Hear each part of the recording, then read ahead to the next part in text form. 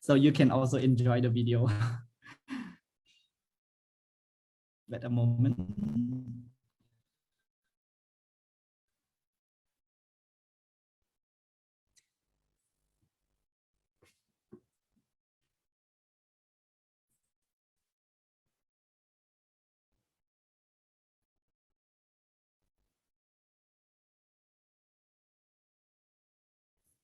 Okay, now we are on live.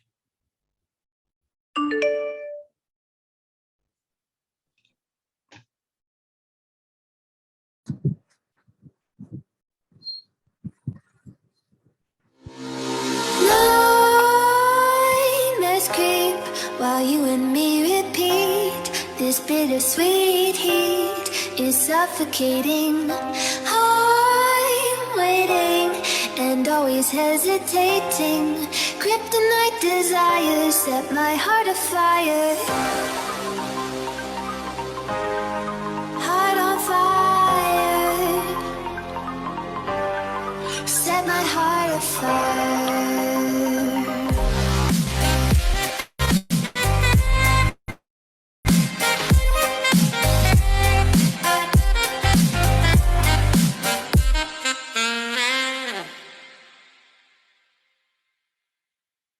My name is Lim Chai. I'm a co-founding chapter leader of the Young SEAkers Cambodia. Hi everyone, this is Katie, co-founding chapter leader of the Young SEAkers Cambodia. TYS Cambodia will be a new and creative initiative in my country We are very much looking forward to providing more opportunities where we connect experts and young people into an open discussion on various issues happening in ASEAN and China community. and to connecting ASEAN and China youth across the region. Set my heart afire. A unity of potential future change maker. A well-known youth-led organization that sparks positive change. Group of vibrant and passionate ASEAN youth. Group of young people from two regions with one goal. A diverse and well-connected hub of potential youth in the region. Opportunity. One of the prestigious youth network in ASEAN. Inclusivity, supportiveness, and dynamism. A trusted and strategic partner. Diversity and inclusiveness. Diverse, energetic, and youthful vibe.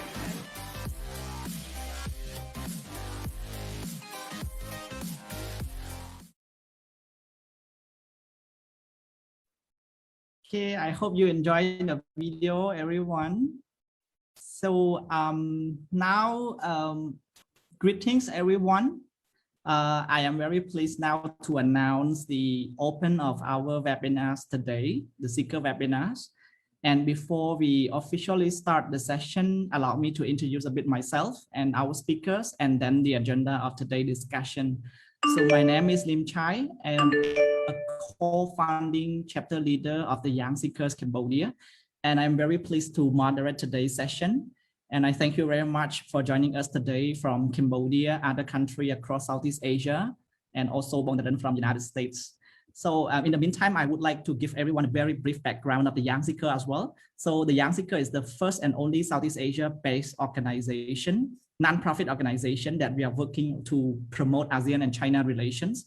We aspire to bring together vibrant, competent ASEAN youth who are passionate about advancing the ASEAN and China region. And the Young SEAker have youth to grow within their community through a series of holistic programs and concrete ASEAN-China exchange opportunities. And our biggest focus is to build cross-border competency and interpersonal soft skill. And today's SEAker in Dialogue is one of our Cambodia flagship program. And we will be discussing on the role of youth diplomacy in ASEAN community. So we are honored to have our keynote speaker, Mr. Darren, who is joining us from the United States. Let's join me to welcome Bong Darren. He is the National Advisor to the Young SEAkers Cambodia chapter. And I'm also pleased to welcome our three guest speakers in today's panel discussion. And thank you very much for joining us today. And they are Ms. Debbie Chu, Secretary General of the China ASEAN Youth Summit. Ms. Kay from Myanmar. She is the co-founder of National Youth Diplomacy Program, leading a very big national model ASEAN in her country. And last but not least, I also would like to welcome Sarawat. He is from Cambodia and he is one of the alumni of the Young ASEAN Leaders Policy Initiative in Chulalongkorn University from Thailand. Yeah. So thank you again, our keynote speaker and also the guest speaker for panel discussion. So everyone, for today's agenda, I would like to also briefly introduce a bit. We will start from keynote speech by Mr. Darren, National Advisor to the Young Seekers Cambodia, and we'll spend around 40 minutes for the panel discussion with 3 guest speakers, followed by the Q&A and interactive session. And after that, we will also spend around 20 minutes, which is a very important breakout session. It is an open talk on challenges and opportunities in ASEAN community. Do you think ASEAN is inclusive enough?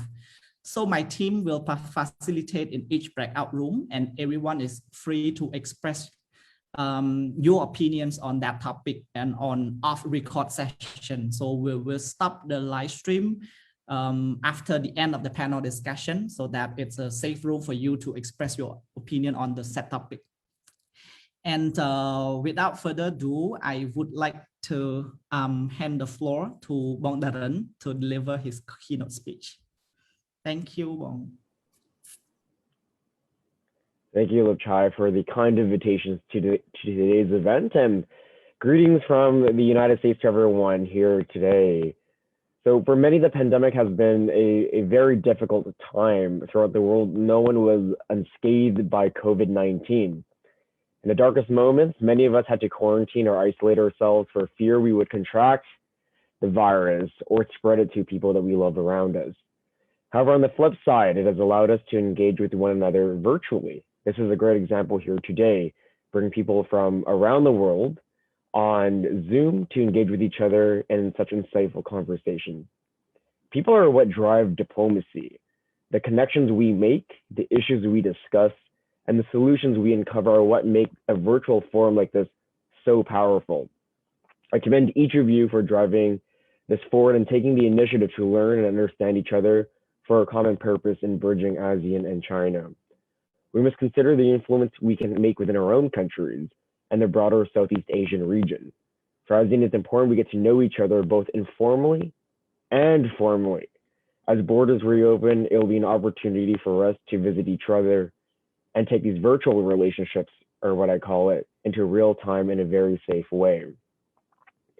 A part of diplomacy that we may not consider is getting that experience of living outside one's own comfort zone. So I encourage you, as you continue to build this organization and get to know each other more, is take it to the next level. Now, situated in Washington, D.C., I can't but help be inspired by the words of President John F. Kennedy. He had asked Americans at one point, ask not what your country can do for you, as what you can do for your country. He then continued the address in terms of talking to the international audience. My fellow citizens of the world, ask not what America will do for you, but what together we can do for the freedom of man. This is the question before us today. As one of the fastest growing regions in the world with political and economic significance, we must be steadfast in our commitment to not only representing our own country's interests, but also find ways to advance the collective interest. Diplomacy is about building bridges of understanding. There will always be areas of disagreement, but there will always be areas of agreement and cooperation. As we navigate the world, we will continue to be asked what our commitments and capabilities are. We must be strategic about this. It is often easy to represent our countries in a very passive and agreeable sense, but I challenge all of us here today to be bold and assertive in representing our own interests. We must ask the difficult questions, challenge our common thinking as part of the process to finding the right solution. Now, I started today's talk with noting the pandemic, and I shall end there as well. Without international cooperation and diplomacy, the outcomes of this pandemic could have been highly devastating. But as countries sought to manage the spread internally, many also sought to find a collective solution towards what the world faced and helping each other. And that was a part of having cognitive empathy, the ability to relate as people with one another, to help each other out. And so that gives me hope. And so today, I commend you all for being here virtually. But I wish you all the best in today's proceeding, and thank you for the invitation again. Thank you, Mr. Darren, for a very impressive speech, and I hope that everyone got inspired by that. So, thank you so much, Bong. And without further ado, I would like to officially now open the panel discussion. So, and yeah, like I mentioned earlier about the topic, the role of youth diplomacy in ASEAN community building. So when we talk about youth diplomacy and ASEAN community building, so we are inspired by all of the young people who are actively engaging in shaping this community vision to be more inclusive, people-centered, and people-oriented. So that's why we recognize this is a very important topic.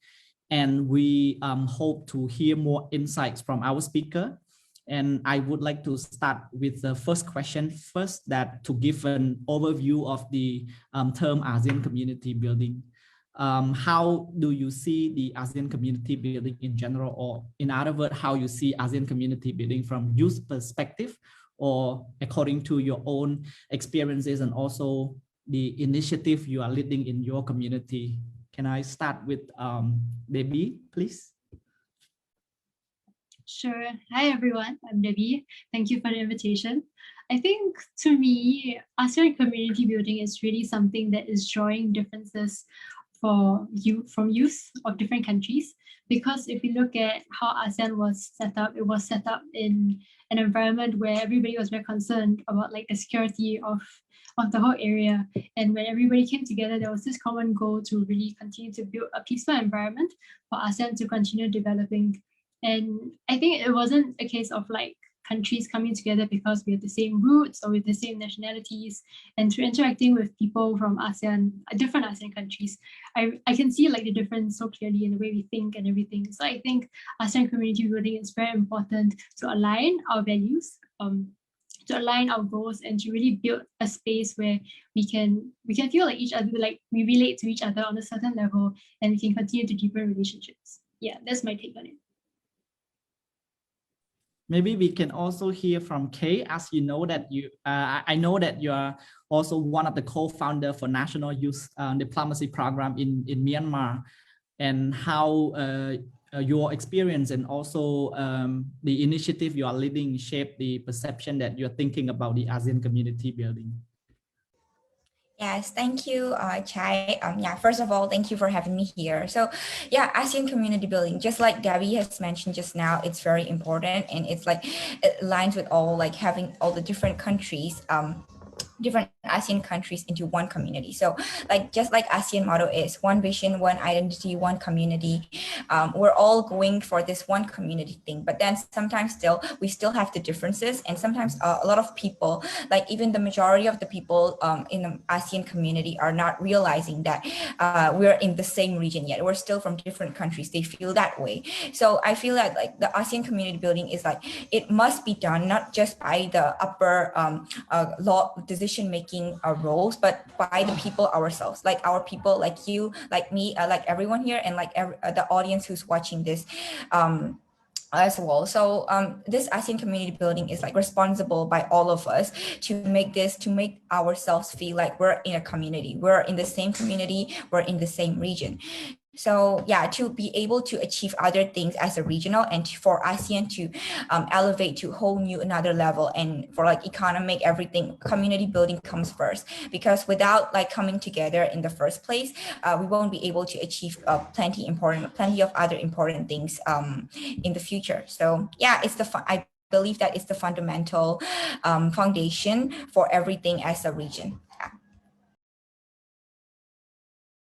Thank you, Kay, for a very insightful answer. So can I have a very brief one also from another speaker? Last but not least, Sarawut.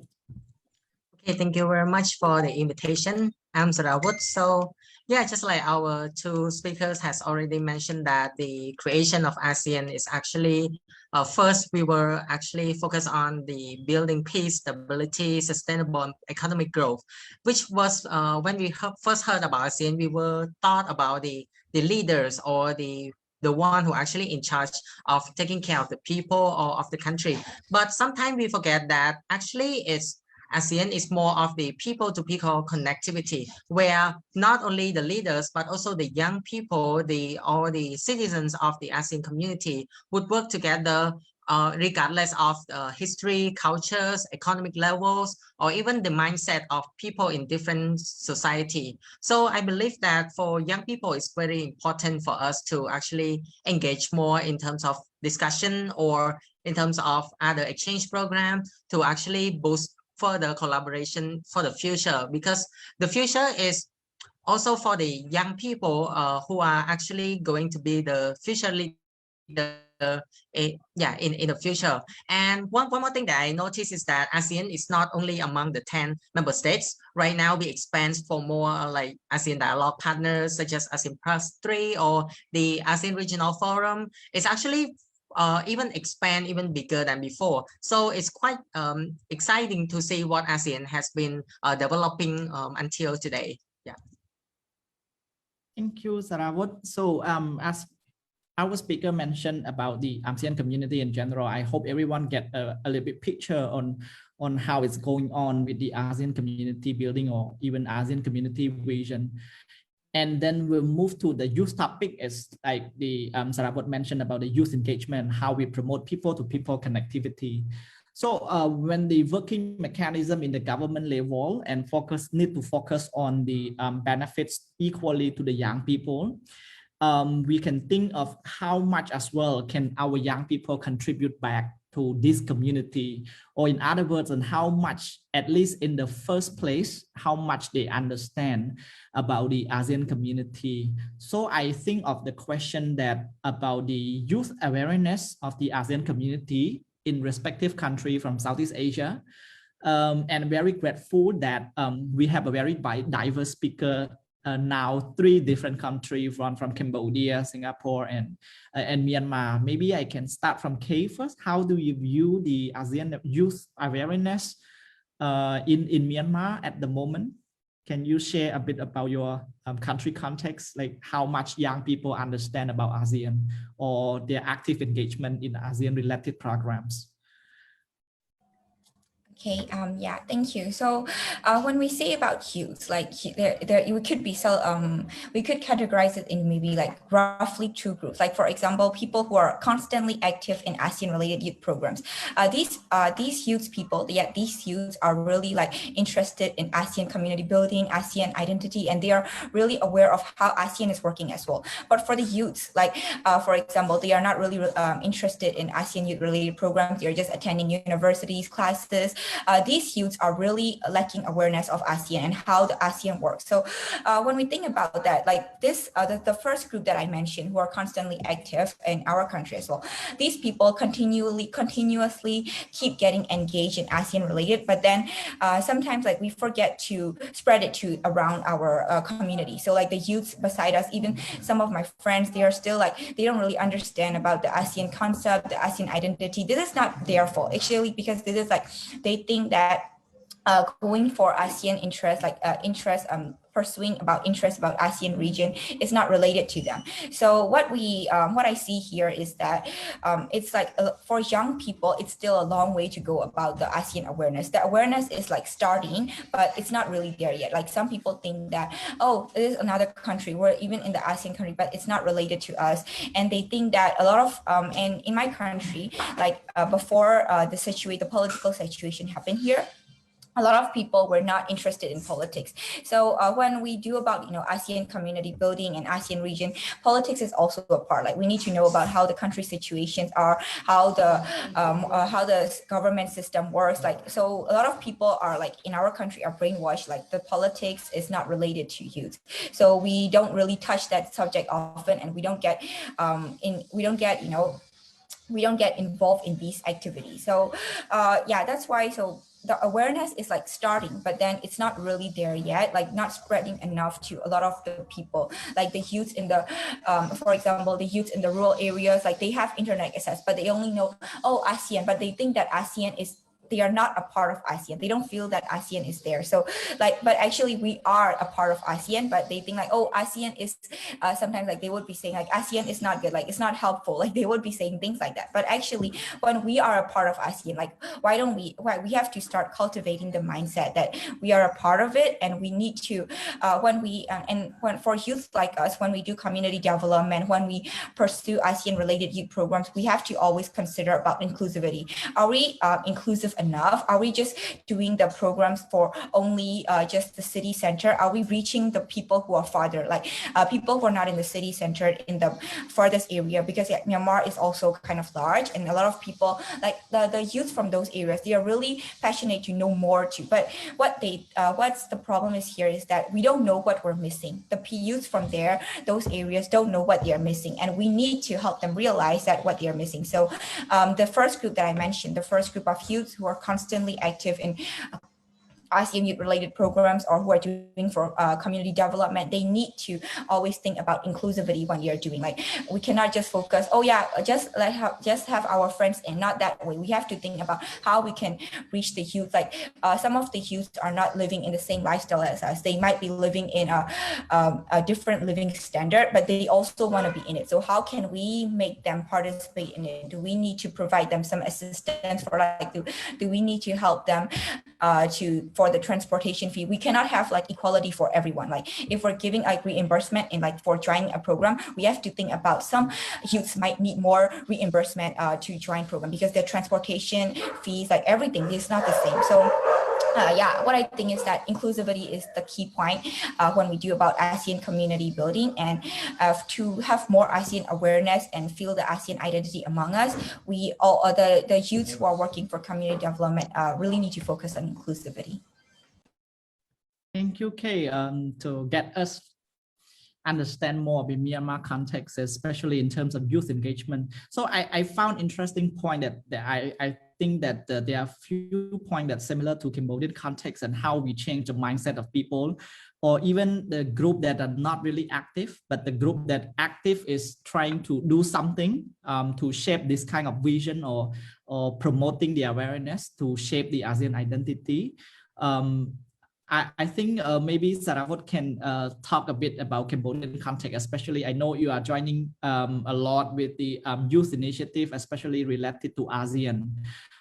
After coming back, how you see that maybe Cambodia needs more awareness raising program, or our youth is doing good in terms of promoting ASEAN and all of this, or your experience, can you share a little bit on that? Okay, thank you very much for the question, and also thank you very much, Kay, for actually raising a lot of good points about Myanmar society. So about Cambodia, it's not much different from Myanmar as well. So we can notice that there are actually similarly two groups of people who are actually, first we can talk about the people who are actually more engaging in terms of let's say event seminars or webinars that actually conducted internationally. So for the people who actually actively involved in those kind of programs, such as those kind of webinars, we can see that they actually more interested in understanding more, because they know the significance of it. But for the people who do not know or understand about ASEAN, one question that they would always ask to me, or would ask themselves, what is ASEAN? Why is it important? Like, what is the significance to understand about ASEAN? And yeah, I think that would be one thing that people who understand about it could have shared to those people. Because I remember a few days ago, I actually went to a province and I talked to some of the young people over there.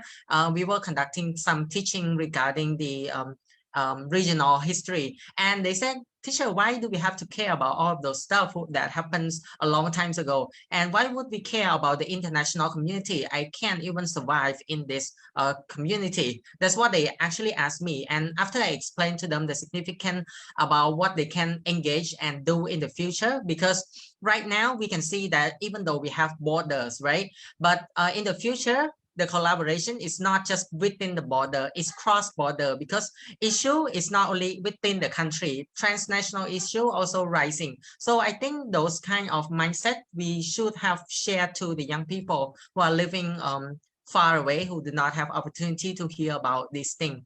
But one thing I could see in Cambodia, there is quite positive. Like I can see a lot of emerging platforms such as, for example, the Young Seeker itself, that we actually trying to post and share about the knowledge about international things, about international issue, and about the importance of knowing all of those things.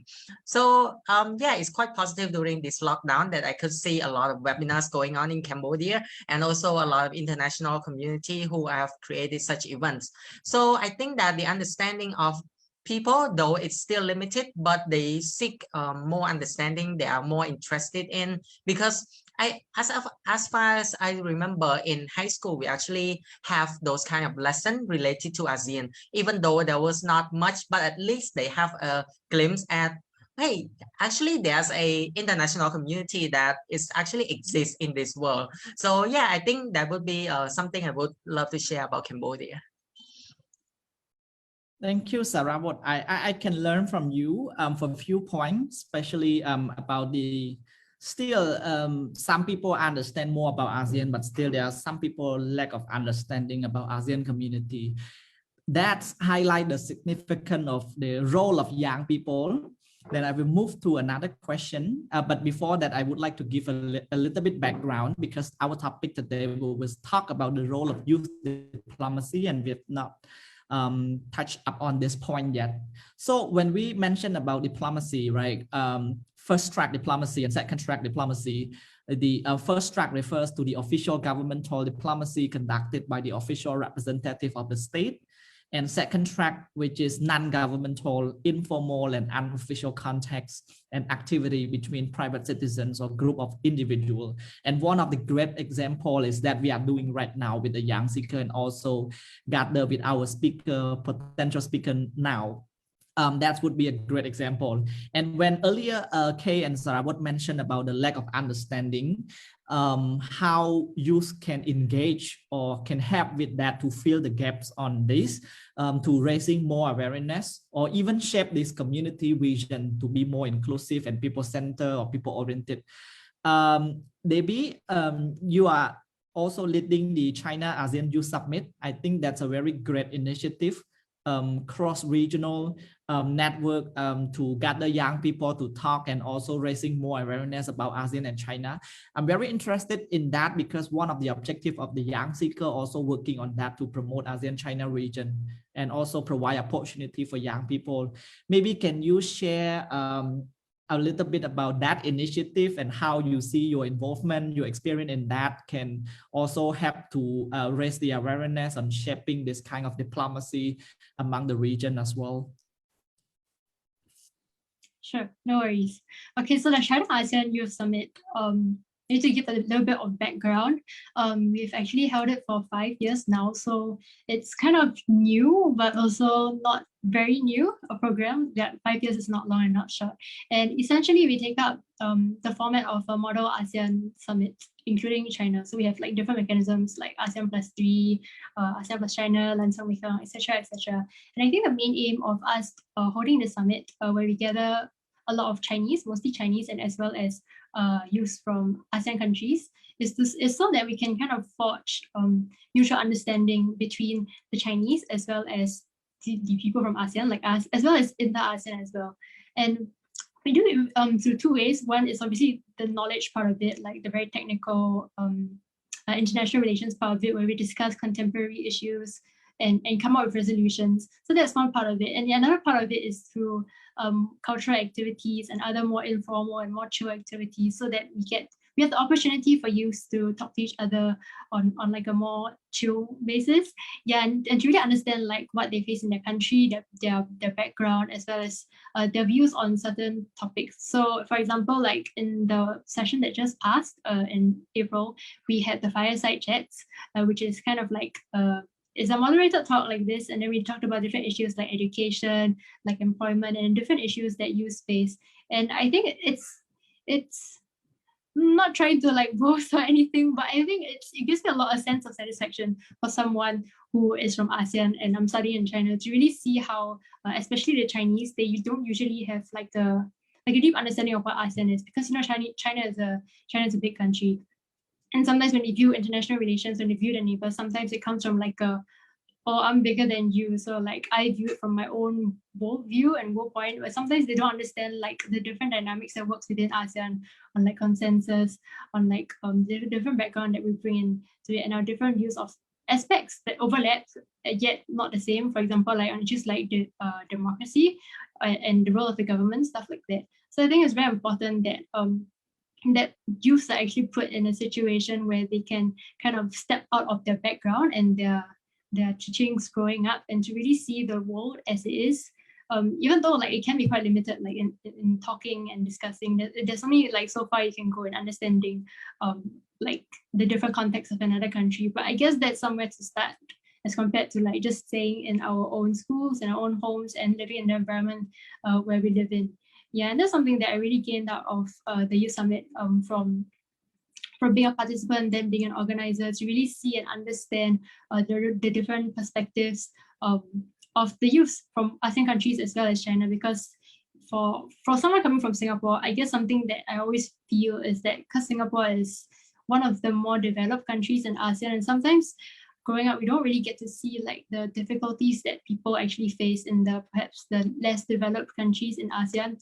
And it's very easy for us to live in our own bubble, but yet like on the international level, like our Prime Minister says like, oh, we need to like help ASEAN develop, we need to progress together and everything. But actually the youth, the people, we don't really know what exactly that means and what are the issues that needs to be tackled. And so with this knowledge from platforms like youth diplomacy, then we can understand deeper the issues that people face and also make it a point to endeavor to perhaps try some ways to impact that in our future, perhaps like in our future jobs or like in small initiatives through social media that could help.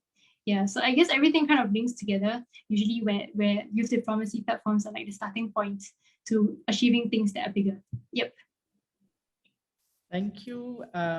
Yeah, I think that's a really great initiative. So one of the important impacts that we could make is that maybe we can bridge the gap between ASEAN youth and then outside the region and to China, and also one of the important external partner to ASEAN and all of this. And then they will get to know, understand more about the process of ASEAN working. And through their in-depth research before the summit as well, they will get to understand more on that and to see outside world, like you mentioned, and also making the regional network a very big network for them. I think that's a very important one. Maybe a short reflection from National Youth Diplomacy Program in Myanmar. Kay, can you highlight a very short reflection after hosting a very big model ASEAN in your country in early 2020, and how you see the impacts on Myanmar youth, but also Southeast Asian youth? Yeah, so yeah, it's similar to Debbie as well, like because I initially was also from like a delegate in the ASEAN Foundation Model ASEAN meeting, and then like our team and I, like we thought that it's like annually when we get selected for the FMM, it's only about a few youths, like just a few youths, like 10 or 12 youths, and then that's it, that's the end of the year. So there are plenty of youths in our country, but then a lot of people, we don't have the opportunity to do this. So we wanted to do something back from with the experience that we have gained. So we organized the diplomacy program, and then we tried to get the government endorsement and everything. So it became the very first national youth diplomacy program. So yes, but still, however, we cannot include like hundreds of youths due to the like we still have capacity, so we had to limit to some extent of number. Yeah, so yeah, so while we are doing this, we thought that even sometime for ourselves, even though we have been delegates, we know that we had to explore more and able to organize something like that, because we're not, we don't always have, after attending a program, like sometimes we forget things, like we just, oh, I attended this program, but then I forgot about it already. But then it happens like that. So when we're going to organize again, we have to learn again as well. We just cannot provide everything. Like, okay, go, you guys go attend this. Like, we cannot do that. We have to be just learning at the same time together.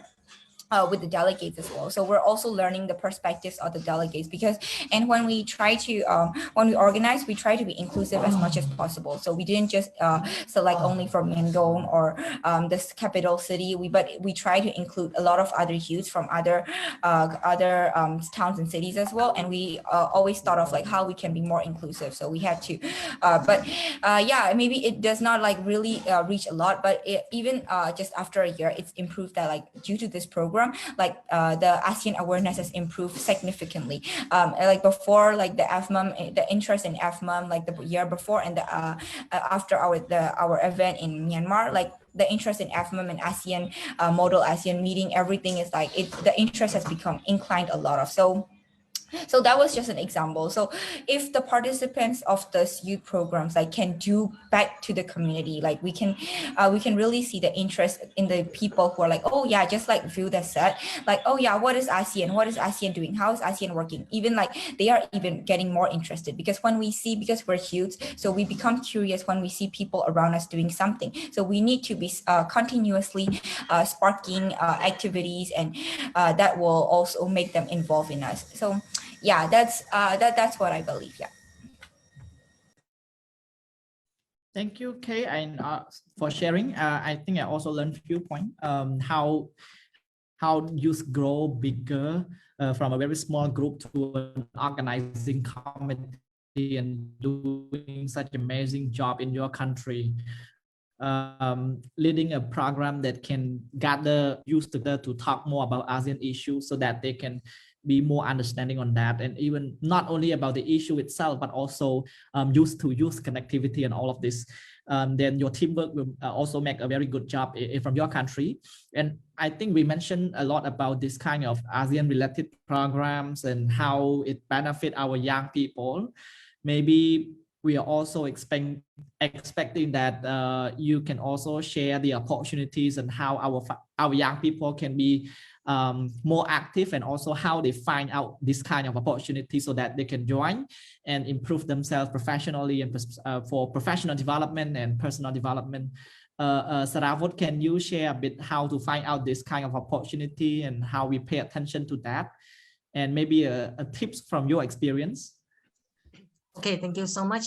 So I think in this online world, so everything can be found online, but where and how do we find it? Actually, there's a lot of people coming to me to ask this type of similar question as well. So the first thing that I would go, the first place that I would go to is the Facebook platform, because on Facebook, there's almost everything, like too many things going on there. But if we know how to search it, it would be beneficial. So first thing, I would recommend everyone to actually follow the page of the embassies, different embassies, because sometimes embassy, they promote programs that actually organize in their country for our young people to actually apply. Second is the different university. It could be the local university or international university. Third could be education pages, such as the page that always share about opportunities, scholarships. Like I believe in different countries, we have different platform that is organized by young people or scholars that they actually share about those opportunities. And second is one of the way that I actually find out a lot of webinars during this COVID-19 is that I go to the Facebook search box and I actually type in topics that I want to learn. Let's say I type in ASEAN. So I just type in the search box, and then there's an option that we can click into the events. And when we click into events, we're gonna see a lot of bunch of events that pops up. That would be the first two things that I would recommend. The other thing is the institution websites. It could be the Ministry of Education. It could be another NGOs who actually work closely with young people who have organized many different events before. So you can also follow them. Rather than that, it's also into the networks or the alumni of some programs, such as the active people who are in your community. Sometimes it's hard to approach those people, but sometimes you just have to actually try, because those people are nice. I believe you just go and approach them. You just, hello, Bong. Yeah, hello, sir. I have heard you talk about this and this and that. Where can I find this information? I believe that they are open to give it those information to you. And for Cambodian people, I actually recommend you to follow some of the pages that are so active, such as Redushare or TYS, or even my own personal group. I actually create a group where we share lots of opportunity and scholarships to our friends. It's called Youth for Youth. If you are interested, you can join that community as well. And lastly, don't be afraid to randomly Google things. You just go to Google and you just say webinars in 2021 or scholarship for young people, for ASEAN people in 2021. Just randomly do that and you can find a lot of useful sites that you can get those information. Yeah. Thank you. I think it's a very good point. I also did similar thing to find out more opportunities. Yeah, I think you mentioned good point. This is to highlight the power of technology in this digital age. And young people are eager to learn. I know they are very active, especially outside the classroom, right? We are looking more on extra curriculum activity and all of this to improve ourselves and to gain more experiences, cross-regional section, all of this. I believe that the tips to be a successful applicant in this kind of good opportunity, maybe you approach the senior or alumni who have been joined with this initiative or other program and all of this. Sharing is caring, so everyone can share your experience on that, how to pass the application. That's very simple, right? I think we are approaching time. Maybe I can have one last question for every speaker. We mentioned about the ASEAN youth opportunity, youth diplomacy, ASEAN community building. We are facing not only opportunity, but also challenges. And now we are also in the context of the global pandemic, maybe a lot of challenges for young people as well. I would like to hear one words, not only one word, but you can have more words for our young people and public audience, how to be future ready for this community, and besides that, in your opinion, the final message for our ASEAN youth. Yeah, maybe I can start from Debbie. How to be future ready? I think it's very important to keep up with the times. That's most important. Like keep track of what is the in thing and how can you, and measure that to yourself and see whether you are equipped for like the new opportunities that come up. Because if you're always just looking, not that advice is bad, but if you're always just looking for advice from people who are experienced, who may not necessarily know what is coming up ahead, then we may realize that we're not catching the good opportunities that come. So yeah, I think that's very important. Thank you. And Kay, maybe your final message for young. Can I say 3 words? You said 1 word. Just kidding. Yeah. I would say like learn and collaborate, because we need to keep on learning, and it doesn't mean that like for youth, like just like you mentioned, we tend to be sometimes so curious and active. Like sometimes we do every program, we apply every program, but it's not necessary for us. Like only we have to learn what we are interested in, and then from there we have to make a network of like, okay, from here, Chai, we have met through the past programs, and then we have made a network, so then we can collaborate on how we can do on better in the same terms of area. So I believe it's like learning and collaborate, and then choosing like what we are interested in that field. We can improve from very different perspectives. We don't need to be in every area for future ready. We just need to excel in the area that we are interested in, and then we need to collaborate with the people, because we cannot do everything alone to achieve success in the region. Yeah, that's it. Thank you. Very important again. We mentioned a lot about network, right? So I'm grateful now we are doing this together, from Debbie to Kay, Myanmar, and Sarawak, Cambodia. There's kind of also, I think, also a good example of doing the regional network and collaboration among our young people, so that we can do something greater together. And we move to Sarawak. Okay, thank you. So my final word would be, first, as we are the ASEAN youth, we have to be open-minded to learn from the differences of cultures, of people's perspective in this ASEAN region so that we can grab the most out of it. And also, it's never too late to explore what this region can offer to us. We can always seek opportunity and grab all of it, especially during this lockdown. Do not use it as an excuse of not improving yourself, but use this as an opportunity to improve your hard skill, your soft skill, and also especially technology. Because in this Industrial Revolution 4.0, we are moving toward the 5.0 soon, I believe. So it's require a lot of understanding about the fast changing world. And last but not least, stay safe during this pandemic, and also take care, and remember, be all you can be. Thank you. Thank you, Sarawat. So I think that's all question from me. I thank you very much for sharing our speakers. So without further ado, I would like to officially enter the Q&A session now. We have audience in Zoom and also the audience from Facebook Live. If you feel comfortable, you can also unmute yourself and speak to our speaker.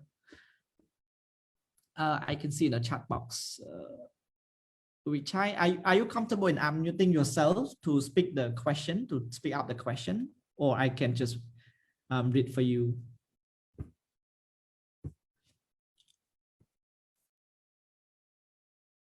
Okay. Thank you for all speakers for very nice sharings. So my questions to all speakers is what are the challenges and opportunities for ASEAN youth in involving ASEAN community buildings that focus on in the context of COVID-19 pandemics? Thank you very much about the opportunities and challenges for our young people during the COVID-19 pandemic. Do you have specific speaker you wish to get the answer, or just randomly? Especially to Sarawat. Okay, Sarawat can start first. Okay, thank you very much for the question. So I believe that I would not raise a lot of challenges or opportunity, because I believe that the other two speakers also have something to say. So I think the challenges that youth would be facing during this COVID-19 is actually the mental health or psychological challenges, because I believe that during this lockdown, we cannot do a lot of things. Like some of us might be enjoying attending events or gathering. And I believe that those gathering is not only just for fun, but it's also for networking and also for sharing knowledge and stuff like that. So I believe that that would be one thing that would sometimes you stay alone in the room, or sometimes you just get stuck in a place, you cannot go anywhere. It would be so stressful. So I encourage everyone to actually find something enjoyable to do during this lockdown. It can be learning something new during the lockdown. It doesn't have to be academic. It can be something like playing music and stuff like that. And also the opportunity during this lockdown is, just like I mentioned, find something to learn. And maybe after the post-COVID-19, you can surprise your friend with something new that you learn during this lockdown. So yeah, that would be something that I would encourage. And yeah, thank you. Thank you, Sarawat. Maybe Debbie, just one challenge you think you are facing during COVID-19, right? Even from Singapore, and how you cope with the challenge. One challenge. I think since I don't study in Singapore, like my main challenge is like not being able to see people, like my friends from China and overseas. Yeah, it's very different, like meeting them like online like this compared to meeting them in real life. And I feel like that really loses like the human touch in relationships. And I think that's very important in terms of community building.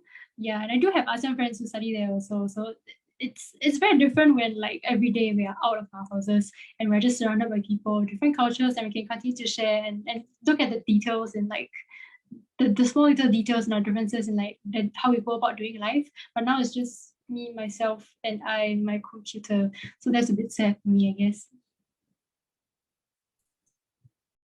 Thank you. So any more questions from our audience? So please, your opportunity to ask question to our speaker.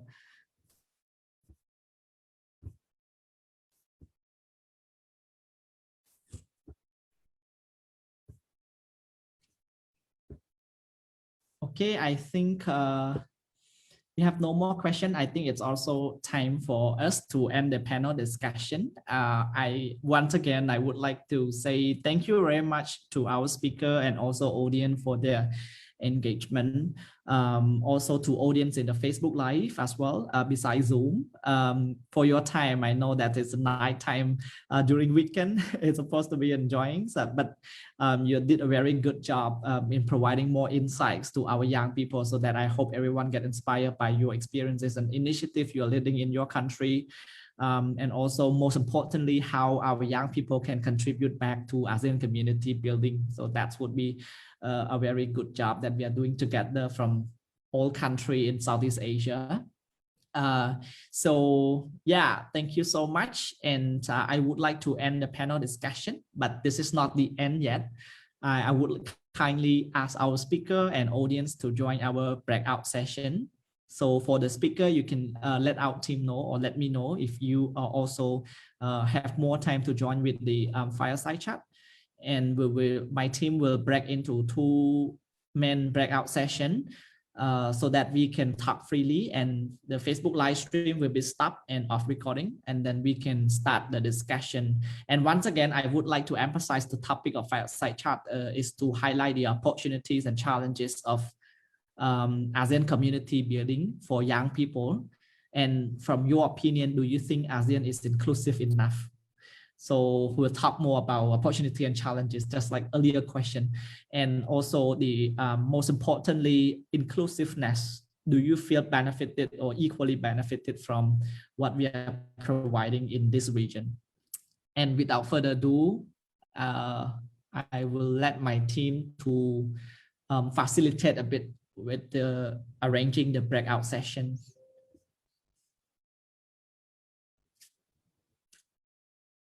Please wait a moment, you will be sent to different room.